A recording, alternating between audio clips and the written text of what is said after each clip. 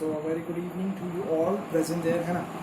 And as you people know that we were discussing the chapter of environment in food resources, है ना? So we will be just continuing the chapter, है ना? So I hope that you people are regularly studying the chapter, reading the chapter thoroughly. You people are making notes, है ना? Because notes are very much handy, है ना? Notes are very much useful in the examination time पे. Examination time पे क्या होगा ना? You have 16-20 chapters to complete.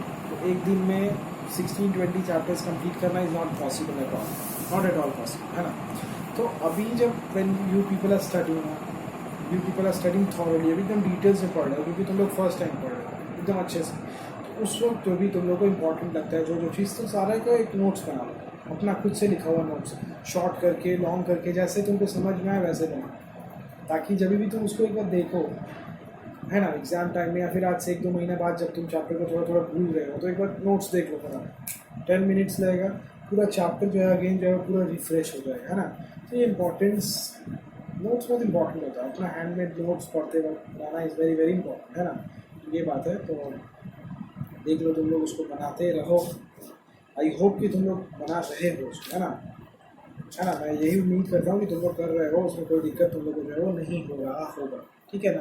Okay, तो लेट्स कंटिन्यू. जो हम लोगों ने डिस्कस किया था लास्ट में वो था क्रॉपिंग पैटर्न्स, है ना. अबाउट द इंटर क्रॉपिंग, है ना, क्रॉप रोटेशन, है ना. इस सब चीज़ों के बारे में हम लोगों ने जो है डिस्कस किया हुआ था. मिक्स क्रॉपिंग, है ना. तो अभी next we will be discussing about the crop protection management. How can we protect the crop. अब प्रोटेक्शन का बात है ना. वैरायटी इंप्रूवमेंट हो गया, प्रोटेक्शन का बात है ना. So as we know the crops are infested by a large number of weeds. बहुत सारा वीड्स जो है वो बहुत सारा पेस्ट, बहुत सारे डिजीजेस हो सकता है वहाँ पे. तो if weeds and pest are not control, अगर वीड्स को ग्रो करते, अगर हम लोग कंट्रोल नहीं करते वीड्स को ग्रो करने से, है ना, the weeds are not controlled at the appropriate time, then they can damage the crop. ठीक है ना. So weeds, what are weeds? Weeds are the unwanted plant जो कि क्रॉप के साथ ग्रो कर जाएगा, है ना. ज़रूरत नहीं है लेकिन ग्रो करता है तो उसको हटाना पड़ेगा. क्यों हटाना पड़ेगा? क्योंकि वीड्स जब ग्रो कर रहा है तो उसको तो न्यूट्रिशन चाहिए. तो वो तो तुम्हारा प्लांट का ही तो न्यूट्रिशन, सॉइल से ही तो न्यूट्रिशन ले रहा है. तो अगर वो नहीं रहता तो ज़्यादा न्यूट्रिशन तुम्हारे प्लांट के पास जाता है ऑब्वियसली ना. तो इसलिए हम लोग उसको हटा देते हैं कि क्यों कंपटीशन क्यों कर रहे हैं, है ना. जब भी तो उसका मुझे ज़रूरत ही नहीं है, when I don't want it, it is useless. तो जिसका कोई काम ही नहीं होता, जिस, है ना, तुम लोग में भी होता होगा कि जो फ्रेंड एकदम यूजलेस है ना, जो ना पढ़ाई में अच्छा है ना स्पोर्ट्स में अच्छा, मतलब जो तुम्हारे किसी काम नहीं आ सकता, तुम लोग उससे नहीं बात करते हो, है ना. ये हटाओ, छोड़ो, ऑब्वियस है, ह्यूमन नेचर, है ना. सेम चीज़ है कि वीड्स जो होते हैं, पेस्ट जो होते हैं, जो भी इंसेक्ट वगैरह, इंसेक्ट्स को हटाना पड़ता है क्योंकि इंसेक्ट्स क्रॉप खराब कर सकते हैं. वीड्स भी जो है अगर ज़्यादा ग्रो कर जाए तो क्रॉप्स को डैमेज कर देते हैं, है ना. तो दिस शुड बी रिमूव्ड, है ना. यहाँ पे कुछ तुम लोग को वीड्स का नाम जो है वो जानना चाहिए. जैसे वीड्स का नाम है यहाँ पे देखो, Xanthium, Parthenium, okay, Cyperus, rotundus. Okay, these are some names which are given in your book. When you read it you will find it, है ना. नहीं तो मेरा ही बोला हुआ बात लिख लो तुम लोग वीडियो पॉज करके, है ना, कोई दिक्कत नहीं. तो क्या होता है, कंपटीशन हो जाता है, तो ज़रूरत नहीं है. तो इसलिए हम लोग को हटा देना चाहिए. वीड को हटाने के लिए हम लोग क्या स्प्रे करते हैं, weedicides. For removing the pests we use pesticide, है ना. ये सब बात. तो generally insect attack the plant in 3 ways. Either they will cut the root, जो भी पेस्ट का बात कर रहे हैं हम लोग, जो भी इंसेक्ट अटैक करता है 3 तरीके से. Either they will cut the root, stem and the leaf, or they will suck the cell sap from various parts of the plant, or the third they will bore into stem and fruits. वो लोग stem और fruit में आ जाएगा और जो healthy है ना crop, जो तुम्हारा हेल्दी था वो अब हेल्दी नहीं रह जाएगा, है ना.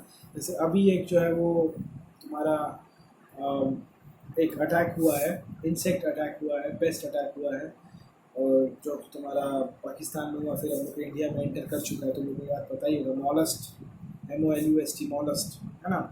I don't know the Bengali name of that, I know the English name and Hindi name. तो हिंदी नेम तो तुम लोगों को समझ नहीं आएगा, तो इंग्लिश नेम इज़ मॉलस्ट अटैक हुआ है. इससे it is estimated that almost पूरा एक ईयर का जो क्रॉप है, पूरा उत्तर प्रदेश, राजस्थान, हरियाणा, पूरे आसाम का पूरा क्रॉप जो है वो डैमेज कर देगा। सोच लो क्या कंडीशन हो सकता है, कितना डेंजरस होते हैं ये पेस्ट्स, है ना। इसको अगर कंट्रोल नहीं किया जाए सही समय पे तब, ठीक है ना। तो ये बात है ना।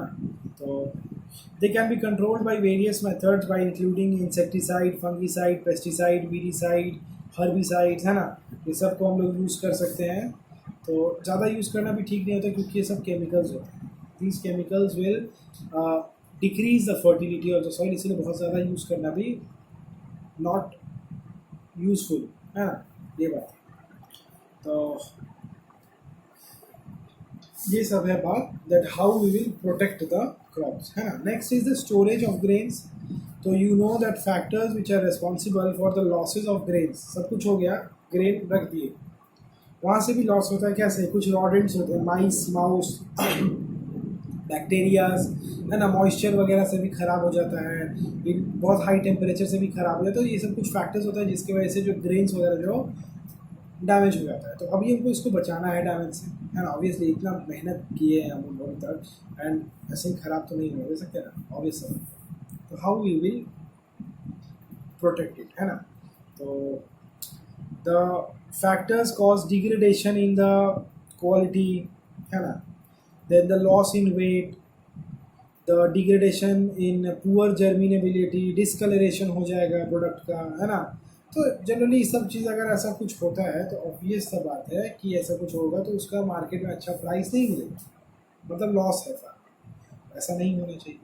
हमको स्टोरेज करना है तब ध्यान देना है कि इस तरीके से हम लोग स्टोर करेंगे ताकि मेरा क्रॉप खराब ना हो। We will have to take some preventive measures, है ना। ओके, तो what are the preventive measures? तो the first is that we should clean the your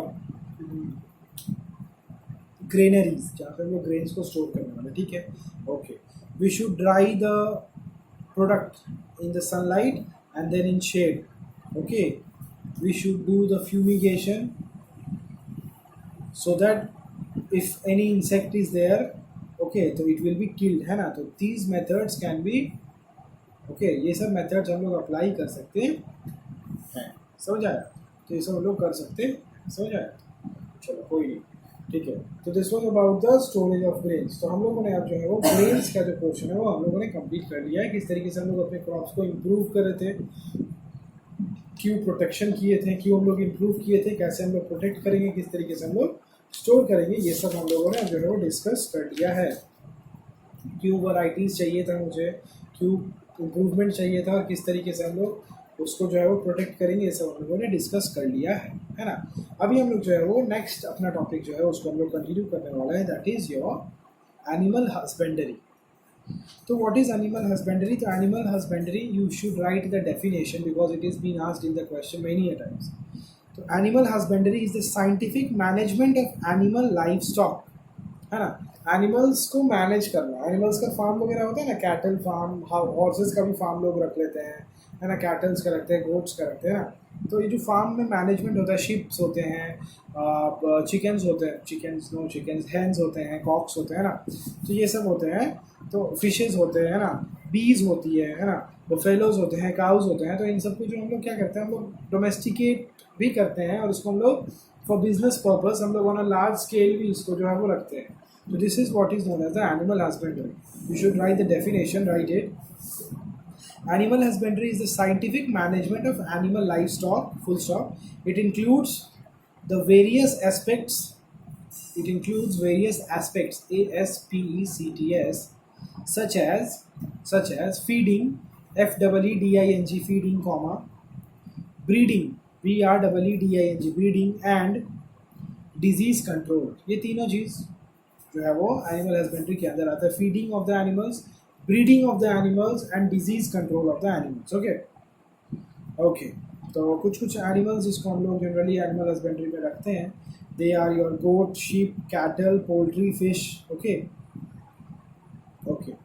अभी सबसे पहले हम लोग जो डिस्कस करने वाले हैं इन सब में वो है कैटल फार्मिंग के बारे में। Okay, we are going to discuss about the cattle farm. Okay, ठीक है।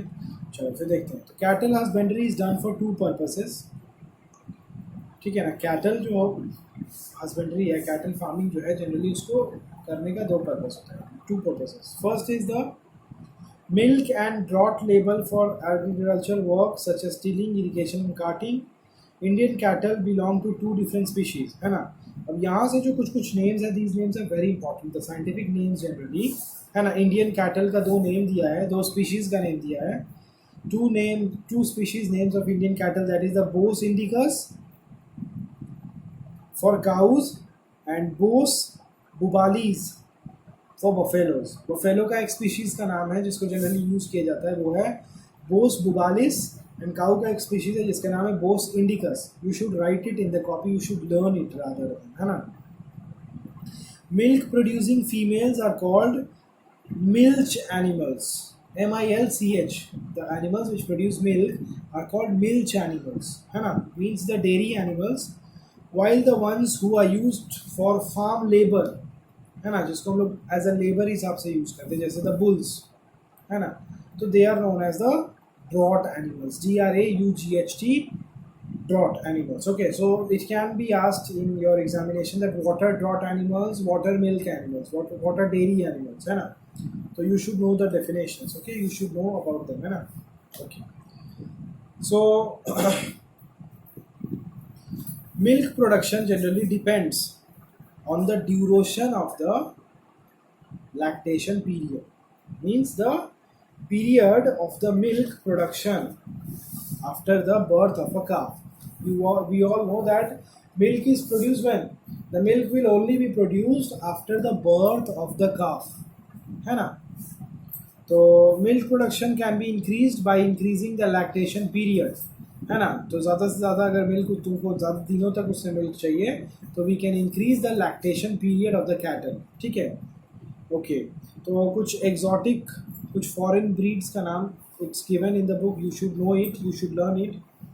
That is the Jersey, Brown Swiss, okay, they are some breeds of cows which are selected for long lactation period, while the local breeds such as the red Sindhi, Sahiwal show the excellent resistant to diseases, है ना। ये हम लोग का local breed है which are resistant to diseases, है ना, इन लोग को जल्दी कोई भी डिजीजेज नहीं होता है, ये लोकल ब्रीड है। और कुछ फॉरेन ब्रीड्स जिसको जनरली सेलेक्ट किया जाता है, क्यों, क्योंकि उन लोग का लैक्टेशन पीरियड बहुत ज़्यादा होता है, तो उसका नाम मैंने क्या बताया, Jersey and brown Swiss. Okay, तो ये सब तुम लोग को नाम जो है वो याद रखना पड़ेगा, एकदम बहुत इंपॉर्टेंट है, कुछ करने का नहीं, sorry. Okay, the names should be learned, there is no way out of this. Okay, you will have to learn the names because it will come in your exam. भाई, I can't do it, okay, I can't help any more, ठीक है ना, करना ही पड़ेगा। Okay,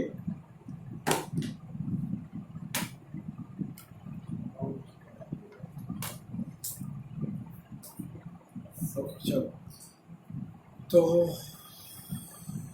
proper cleaning and shelter facilities for cows and buffaloes are required for the farming, for the health of the animals and production of clean milk as well, है ना। तो अगर तुमको हेल्दी रखना है अपने cows and buffaloes को, तो the proper cleaning of the shelter, है ना, shelter should be clean and the shelter should be good in condition, okay, तभी ना उसका हेल्थ भी अच्छा रहेगा और जो मिल्क है वो भी क्लीन होगा, है ना। तो animals require regular brushing to remove the dirt and the loose hairs, they should be sheltered under the well ventilated roofs, है ना, जिसमें एयर वगैरह पास होने का जगह जो है बढ़िया हो, ये तो प्रॉब्लम हो जाता है, yes. And the floor of the kettles, है ना, जो कैटल जिसमें रहेगा, जो कैटल शेड है उसका जो फ्लोर है वो थोड़ा स्लोपी होना चाहिए। कैसे होना चाहिए, स्लोपी, उसको हम लोग हिंदी में बोलते हैं ढाल होना चाहिए, स्लोपी होना चाहिए इस तरह ऊपर से नीचे। क्यों, क्योंकि जो भी वो लोग वेस्ट निकालेगा, है ना, in the form of urine, है ना, तो इट शुड बी, वो सब वहाँ से निकल जाना चाहिए ना, वो वहाँ पे जमा नहीं रहेगा, स्टोर रहेगा, तो it is not good for them also, not good for us also, है ना। तो वो निकल जाना चाहिए। उसके बाद क्या होना चाहिए, एक एक पाइपलाइन होना चाहिए, है ना, जो कि सारे वेस्ट को जो है वो कैरी करके ड्रेनेज में जो है वो पहुंचाएगा, है ना। तो ये सब फैसिलिटीज़ जो है वो शेड में होना चाहिए, है ना। ये सब को ध्यान देना चाहिए, है ना। This thing should be taken care of. Okay okay, अभी देखो food requirements of the dairy animals, है ना, द मिल्क प्रोड्यूसिंग एनिमल्स का फूड रिक्वायरमेंट कैसा होता है। They are generally of two types, है ना, the food requirement two types, है ना। First type is the maintenance requirement, means the food which is required to support the animal to live a healthy life, and the second is the milk producing requirement, है ना। अब तुम उसको क्या देते हो, है ना, तुम बस उसको ऐसा खाना देते हो जो कि बस उसके मेंटेनेंस के लिए ठीक ठाक है, मतलब वो एक हेल्दी लाइफ जिए, मतलब वो जस्ट वो जिए, है ना, इट विल सर्वाइव, उसका एक अलग खाना है। तुम चाहते हैं कि अगर वो ज़्यादा से ज़्यादा मिल्क प्रोड्यूस करे तो उसके लिए एक अलग जो है तुमको फूड जो है वो देना पड़ेगा। The food requirement is different, है ना। ओके, तो एनिमल फीड, एनिमल जो खाते हैं generally it includes roughage which is generally fibre and the concentrates which contain the high level of proteins and other nutrients। तो ये दो चीज़ है जनरली जो कैटल्स को दिया जाता है, जनरली जो मिल्क प्रोड्यूसिंग एनिमल्स को दिया जाता है एज अ फूड, है ना। तो ये सब पॉइंट्स बनाते चलो, ये सब बहुत इंपॉर्टेंट है, इसका नोट्स बनाओ, है ना, इसका पॉइंट्स बनाते चलो कि उन लोगों को क्या एज अ फूड दिया जाता है ना। एक दो तरीके का उन लोगों का फूड रिक्वायरमेंट होता है, एक मेंटेनेंस टाइप रिक्वायरमेंट होता है और एक मिल्क प्रोड्यूसिंग रिक्वायरमेंट होता है ना। और जनरली उन लोग को दो मेन फूड जो है वो दिया जाता है, उन लोग को जनरली दो मेन फूड दिया जाता है ना। फर्स्ट जो है वो है कंसनट्रेट्स एंड सेकंड जो है वो roughage which is mainly rich in fibre and concentrate which has high level of proteins and nutrients, है ना। तो ये सब लिखो, क्वेश्चन आएगा इससे, अंदर अंदर से क्वेश्चन पूछेगा, इस चैप्टर से बहुत क्वेश्चन बनता है। और इस चैप्टर का एक्सरसाइज क्वेश्चन कभी नहीं पूछा आज तक एग्जाम में, मैंने जहाँ तक देखा है। इनटेक्स्ट क्वेश्चन भर भर के पूछता है इस क्वेश्चन से, है ना, बहुत क्वेश्चन आते हैं इधर से, है ना। ठीक है, ओके चलो। So okay, the cattle need balance ration containing all the nutrients, है ना। जैसे हम लोग के लिए एक बैलेंस डाइट चाहिए, वैसे कैटल्स के लिए भी एक बैलेंस रेशन चाहिए होता है खाने के लिए, है ना। Cattle suffer from number of diseases. Okay, the diseases besides causing death, they reduce the milk production also, है ना। उस डिजीजेस से उसका मिल्क प्रोडक्शन भी कम हो जाता है ना, ये बात है। तो the internal parasite like the worms affect the stomach and intestine while the flukes damage the liver। infectious diseases are caused by bacteria and viruses and vaccinations are given to the animals against many diseases, है ना। तो vaccines वगैरह भी दिया जाता है ना, animals को, उन लोग को प्रोटेक्ट करने, है ना। तो after cattle farming we will discuss the poultry farming. उम्मीद है नोट्स बना रहे हो, और अगर बना रहे हो तो अभी तक मिनिमम तुम लोग का 2-3 पेज तो बन ही गया होगा नोट्स, उससे कम का तो सवाल ही नहीं। अगर नहीं बना है तो वीडियोस को फिर से देखो, ज़रूर देखो, ज़रूर देखो, ज़रूर देखो, बिकॉज वेरी इंपॉर्टेंट है ये चैप्टर।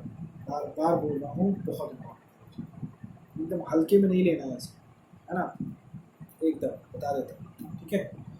अब बाकी तो तुम्हारी मर्जी है, आई कांट हेल्प यू। अगर तुम लोग खुद अपना हेल्प करना नहीं चाहते हो तब हाउ कैन आई हेल्प, है ना, ये बात, ठीक है। Okay, after this poultry farming के बारे में हम लोग पढ़ेंगे। तो poultry farming is generally undertaken to raise the domestic fowl और the egg production and the chicken meat production. Okay, so therefore the improved poultry breeds are developed and they are farmed to produce the eggs and the boilers for meat. The cross breeding programs between the Indian, for example asil, and foreign leghorn, है ना, for the variety improvement are focused to develop new variety। तो कौन कौन सा variety हमको जो चाहिए ना एक पोल्ट्री में, तो दोनों में हाइब्रिड करवाया गया था। किसमें, एक लोकल ब्रीड और एक फॉरेन ब्रीड। लोकल ब्रीड वाले का नाम है असील और फॉरेन ब्रीड वाले का नाम है Leghorn. You will find it in the book, you can write it from here also, है ना। तो what were the desirable characteristics, what were the desirable features जो कि इन लोगों को चाहिए था पोल्ट्री में, है ना। तो देखो क्या क्या था, number and quality of chicks should be increase, the broiler parent for chick production, the summer adaptation capacity, tolerance to high temperature, मतलब हाई टेम्परेचर्स को टॉलरेट कर पाए, है ना, बर्दाश्त कर पाए, लो मेंटेनेंस, बहुत ज़्यादा मेंटेनेंस उन लोगों में नहीं हो, बहुत ज़्यादा खर्च नहीं हो, है ना, कम मेंटेनेंस में वो लोग आराम से रहे, and reduction in the size of the egg laying birds with ability to utilize more cheaper diets formulated using agriculture byproduct, है ना, तो reduction in the size of the egg laying birds, तो जो एग लेइंग बर्ड्स हैं उन लोग का जो साइज़ है वो थोड़ा छोटा हो जाए, ठीक है ना, क्योंकि उन लोग से सिर्फ उन लोग को एग ही चाहिए, तो सिर्फ उन लोग तो एग देता है, तो उन लोग अगर साइज़ में बड़ा होगा तो they will require more food, है ना, तो if they will require more food तो it will be quite expensive for them, actually it is not expensive, but उन लोग को प्रॉफिट का मार्जिन हाई रखना होता है, जितने भी बिजनेसमैन होते हैं ना, जो लोग फार्म्स रन करते हैं, तो इसीलिए उन लोगों का ये कैरेक्टरिस्टिक था कि अगर जो एग लेइंग एनिमल्स है, पोल्ट्री है, उसका साइज छोटा रहेगा तो it will be cheap for us, है ना, the cheaper diets will be given to them, सस्ते में हो जाएगा काम, तो ये बेहतर रहेगा इन लोग के लिए, है ना, तो ये सारा कुछ कैरेक्टरिस्टिक्स था, ये सारा कुछ फीचर्स था जो कि इन लोग को चाहिए था, this were some your desirable characteristics which were required in the poultry, है ना, तो इसीलिए जो है वो फॉरेन ब्रीड जो लेगॉन है और लोकल ब्रीड जो कि असील है उन लोग को हाइब्रिड करवाया गया था, ठीक है, ओके।